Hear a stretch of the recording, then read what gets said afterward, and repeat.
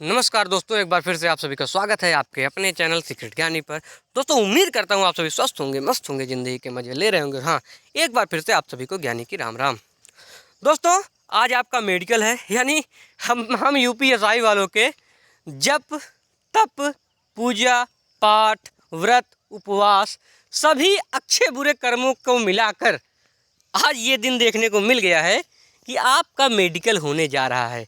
ये दिन आपको नहीं भूलने वाला है, जिस तरह से आपको डीवी और रनिंग की डेट नहीं भूलती है। और आज आप एक बार मेडिकल पास हो जाने के बाद आप इस प्रक्रिया से मुक्त हो जाते हैं और आप फिर खुल के ज़िंदगी को एंजॉय कर सकते हो, क्योंकि उसके बाद आपको ट्रेनिंग पे ही जाना है, बीच में कुछ नहीं बचता है। तो जिनका भी आज मेडिकल है उनको बहुत बहुत शुभकामनाएं। दोस्त, मेडिकल बहुत ही आसान प्रक्रिया है। मेडिकल में आपको पास कैसे कराया जाए इस बारे में सोचा जाता है, न कि आपको बाहर कैसे किया जाए इस बारे में सोचा जाता है। विभाग के ही लोग होते हैं। और मैं आपको एक चीज़ याद दिलाना चाहूँगा कि डीवी पीएचडी में आपके पास सिर्फ एक मौका था, रनिंग में आपके पास सिर्फ एक मौका था, बट यहाँ पे आपके पास दो दो मौके होते हैं। अगर आपको कोई भी असुविधा होती है तो आप 15 दिन बाद फिट होकर फिर आइए, यानी ले दे के आपको विभाग में लेने का ही व्यवस्था रहता है, वहाँ पे आपको निकालने की नहीं। फिर भी अगर किसी भाई का अंग भंग है या कुछ ऐसी बातें हैं कि वो पुलिस विभाग में नहीं चल सकता, तो ही उसे बाहर किया जाता है। तो दोस्त, आप जाइए, निश्चिंत होकर जाइए, खुश होकर जाइए, बढ़िया सा मेडिकल दीजिए और शाम तक आप फिट होकर वापस आ जाइए, लड्डू बांटिए अपने घर परिवार में। तो जो भी मेडिकल है, जिनका मेडिकल है, उन सबको बहुत सारी शुभकामनाएं। क्या क्या डॉक्यूमेंट्स आपको ले जाने हैं आपको वो पते ही होंगे। बाकी मैं एक बार फिर चेकलिस्ट रिवाइज करा दूंगा अभी वीडियो के लास्ट में। फिलहाल अपने दरोगा भाइयों से एक मैं निवेदन करना चाहूँगा, और यूपीएसआई टाइपिंग वाले भाई भी ध्यान दें। मैं एक दो छोटी सी कहानियाँ बताऊँगा। भाई, दिन भर आप टाइम पास करते रहते हो, छोटी सी कहानी भी सुन लो मेरी। दोस्त, मेरा बचपन का दोस्त एक है और हम दोनों साथ में पढ़ाई किए हैं। कक्षा हाई स्कूल या इंटर से ही हम साथ में रहे हैं। बहुत लंबा टाइम हो गया, धीरे धीरे दोनों की बुजुर्गावस्था आ गई है। तो हमने साथ में एसआई की तैयारी की, यूपीएसआई की। और मेरा 131 के आसपास क्वेश्चन बना था, उसका 123 क्वेश्चन बना था।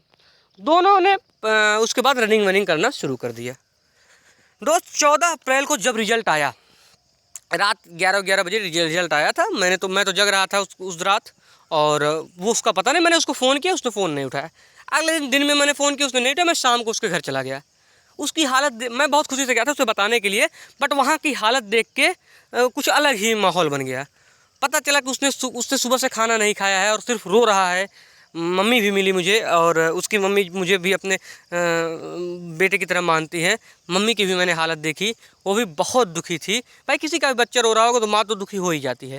मतलब मैंने एक चीज़ देखा कि एक अभ्यर्थी के असफल होने से उसके फैमिली पे क्या इफ़ेक्ट पड़ता है, वो मैंने उस दिन महसूस किया। कहीं ना कहीं पूरी फैमिली टूट जाती है एक लिस्ट में नाम ना आने से। जो एक रिजल्ट की पीडीएफ आती है, उसमें नाम चेक करते वक्त आपका नाम अगर नहीं आता है तो उससे आपकी पूरी फैमिली टूट जाती है। आपकी बात छोड़िए, मैं बहुत दुखी हो गया। मैंने उसको फिर बताया नहीं कि मेरा हुआ या नहीं, और फिर मैं वापस चला आया। हालांकि कुछ दिन बाद धीरे धीरे वो भी नॉर्मल हो गया, वो अपना आगे पढ़ाई करने लगा। हालांकि इस सब के बाद भी वो कभी इको गार्डन और ये चंदे वंदे के चक्कर में नहीं पड़ा, वो अपना आगे पढ़ाई कर रहा है, और उम्मीद है कि लेखपाल में उसका हो जाएगा, और वो सीजीएल के लिए लगा हुआ है। ये है एक कहानी दोस्तों। दूसरी कहानी है मेरे एक दोस्त की। वो एमपी में कांस्टेबल है, इंदौर में पोस्टेड है। एक टेलीग्राम ग्रुप से रैंडमली हमारी दोनों की बातचीत शुरू हो गई। तो उसने मेरा नंबर पिक किया, कुछ देखा होगा, उसने मुझे मैसेज किया। तो हम जब टेस्ट सीरीज़ देते थे, अंकित भाटी के टेस्ट देते थे, तो वहाँ पे वीकली जब होता था कि टेस्ट, तो जिसके कम नंबर आते थे, जिसके ज़्यादा नंबर आते थे, हम ग्रुप में शेयर करते थे। तो जिसका जो सब्जेक्ट वीक होता था वो सामने वाले को कॉन्टैक्ट करके अपना बातचीत करता था। उसी में हमारी बातचीत होती थी कि यहाँ नंबर कैसे बढ़ाए, वहाँ कैसे बढ़ाए। हमने साथ में तैयारी की, दोनों का पहली लिस्ट में नाम आ गया, दोनों ने डीवी पीएचडी दे दी। रनिंग में मैं बहुत वीक था। मैं रनिंग कांस्टेबल से छट चुका हूँ, कोस्ट गार्ड से छट चुका हूँ, आरपीएफ की मैं रनिंग देने नहीं गया। मैंने कहा मेरे बस का नहीं है। तो दोस्त, वो मुझे रनिंग में क्या खाना है, क्या पहनना है, कैसे दौड़ना है, कितने बजे दौड़ना है, कब रुकना है, सारी चीज़ों में गाइड करता था। और अंत तक वो जो है मुझे रनिंग के एक एक पहलुओं पे उसने ध्यान दिया, और मेरी रनिंग को पूरा करने में सिर्फ और सिर्फ उसका हाथ है। यहाँ तक कि मुझे पता नहीं था कौन से जूते पहने जाते हैं रनिंग के लिए। मैं रेगुलर वाले जूते पहन के चले जाता था, पैर में दिक्कत आ जाती थी। उस बंदे ने एमपी से, यानी इंदौर से मेरे लिए जूते खरीदे, और वो लेकर वो लखनऊ तक पहुँचाने आया था जूते। इतना इस हद तक उसने मेरे लिए किया। और मैं मतलब वो मेरा दोस्त है, मैं लाइफ टाइम उसका याद रखूँगा, क्योंकि मुझे ये नौकरी दिलाने में सबसे बड़ा हाथ उसका है। मैं रिटर्न निकाल सकता हूँ आज के बाद भी 10 एग्जाम के निकाल लूँगा, बट ये फिजिकल मेरे से नहीं हो पाता। और यूपीएसआई कहीं ना कहीं मेरी एक ड्रीम जॉब थी। तो उस भाई की मदद से मैंने 26 मिनट 46 सेकंड में रनिंग की। रनिंग मेरे साथ करने वाले अब तो आप जानते हो, अखिल भी है कुंभकर्ण महाराज, अविनाश शुक्ला भी मेरे साथ दौड़ा हुआ है, मतलब बहुत सारे लोग दौड़े थे और हमने रनिंग किसी तरह से निकाल ली। उसी दिन उसका भी रनिंग थी, उसकी गोरखपुर थी, मेरी बनारस थी। उसने 22 मिनट में रनिंग की और रनिंग करने के तुरंत बाद जैसे उसके हाथ में फ़ोन आया, उसने मुझे फ़ोन किया तो मैंने बताया हाँ भाई मेरा 26:46 में हो गया। दोनों खुश थे, लेकिन जब 12 जून को रिजल्ट आया तो फाइनल लिस्ट में उसका नाम नहीं था और मेरा नाम था। वो मेरे वजह से दुखी नहीं हो रहा था कि इस भाई की खुशी है, और मैं उसके वजह से खुश नहीं हो रहा था कि भाई को दुख है। और इसी तरह से दोनों अपनी बातें रख रहे थे। हालांकि मैंने उससे बोला कि चलो कोई बात नहीं, यूपीएसआई ना था, तुम्हारे पास यूपीएएसआई है और सब इंस्पेक्टर ना था, असिस्टेंट सब इंस्पेक्टर बन के ही विभाग में आ जाओगे, कोई बहुत बड़ी बात नहीं है। और वो अपना एएसआई की टाइपिंग में लग गया। लेकिन दोस्त पिछले कुछ दिनों से मुझे एएसआई वाले कैंडिडेट्स के लगातार मैसेज आ रहे हैं कि भैया जो यूपीएसआई का अब तो मेडिकल भी शुरू हो गया, मेडिकल के एडमिट कार्ड भी आ गए, जिनके नहीं आए उनके आ जाएं, क्योंकि मेडिकल जब शुरू होता है तो सबका होता है, ट्रेनिंग पे सबको एक साथ भेजना है, एक एक करके नहीं भेजना है। ये विभाग की जिम्मेदारी है कि मेडिकल कार्ड आपको रिसीव करवाएगा। तो उसने सबने मुझसे कहा कि आप एक अपील कर दो कि जो भाई मेडिकली फ़िट हैं, जो भाई आई साइट कान सही है, कहीं उनके बैंड नहीं है, कलर विजन नहीं है, वो भाई यूपीएसआई मेडिकल को स्किप कर दें, क्योंकि करना आपको यूपीएसआई ये मुझे भी पता है।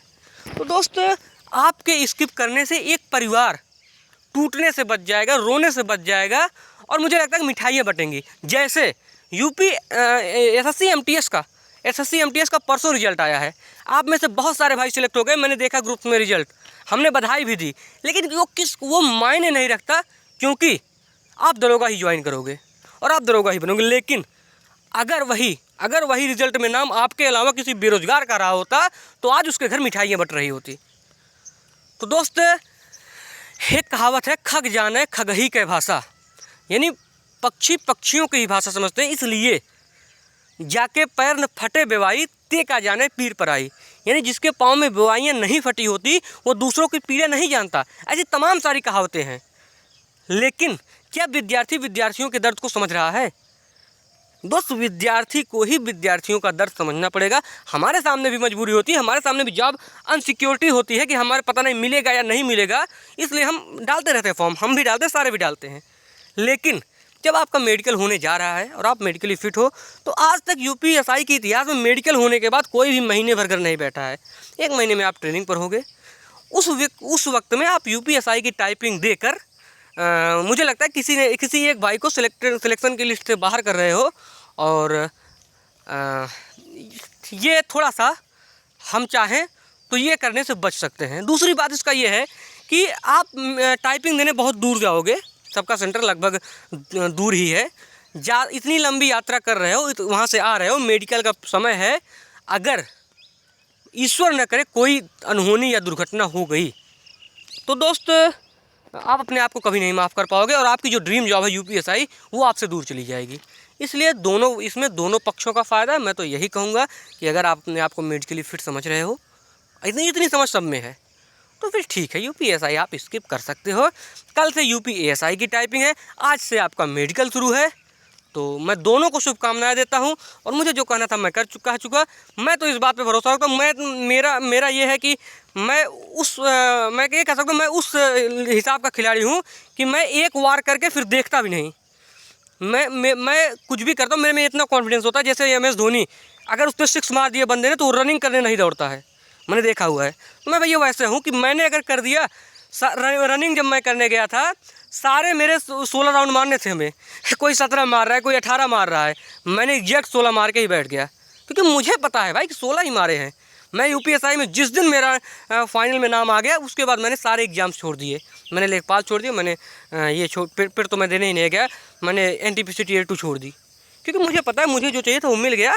अब मुझे आगे ज़िंदगी से कोई उम्मीद नहीं है, अगर मुझे करना हो तो पीसेस वगैरह करूँगा।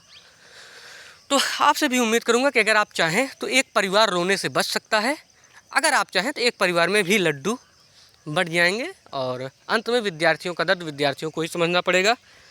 ठीक है दोस्त, बस इतना ही मुझे बोलना था। ये मेरी पर्सनल विचारधारा है, हो सकता है आपकी जितना समझदार न हूँ, बट जितना समझदार हूँ उस हिसाब से मैंने जो बोलना था बोल दिया। तो दोस्त एक बार हम डॉक्यूमेंट्स देख लेते हैं यूपीएसआई वाले भाइयों को। और हाँ, ये यूपीएसआई वाले भाइयों से मेरी निवेदन है कि आप सबकी बात मैंने यहाँ तक रख दी। अब आप चाहें तो इसे पहुँचा सकते हैं जहाँ तक आपको पहुँचाना है, आपसे शेयर कर दीजिए वीडियोज़ को। अगर 100 सीट भी खाली हो जाती है मेरे अपील से और 100 घर में भी खुशियाँ फैल जाती है, भाई 100 लोगों को सरकारी नौकरी अगर मिल जाती है मेरी इस अपील से, तो मैं अपने इस वीडियो को अपने जीवन का सबसे कीमती वीडियो समझूंगा। ठीक है दोस्त, ये आप देख लीजिए शपथ पत्र के प्रारूप पे 50 रुपये के स्टाम्प पर फोटो नोटरी सहित निवास प्रमाण पत्र जो आपने डीवी के टाइम दिया था, श्रेणी जात प्रमाण पत्र जो ओबीसी वगैरह होंगे, अगर स्वतंत्रता सेनानी है तो उनके प्रमाण पत्र, एक्स सर्विसमैन है तो उनके प्रमाण पत्र, कर्मचारी है तो एनओसी, अगर एनओसी नहीं देते हैं तो उसके लिए आपको टाइम मिल जाएगा। शैक्षिक योग्यता प्रमाण पत्र आपने डीवी के टाइम दिया है। अंतिम शिक्षा चरित्र प्रमाण पत्र अगर आपने प्राइवेट किया तो आप उससे पहले के बनवा सकते हैं जब आपने रेगुलर किया हुआ है। 2 राजपत्रित अधिकारियों का वो क्या बोलते हैं उसको, सीसी, वो आपने बनवा ही रखा होगा। और ये पहचान पत्र यानी आधार कार्ड, पैन कार्ड, ये सारी चीज़ें आपके पास होंगी।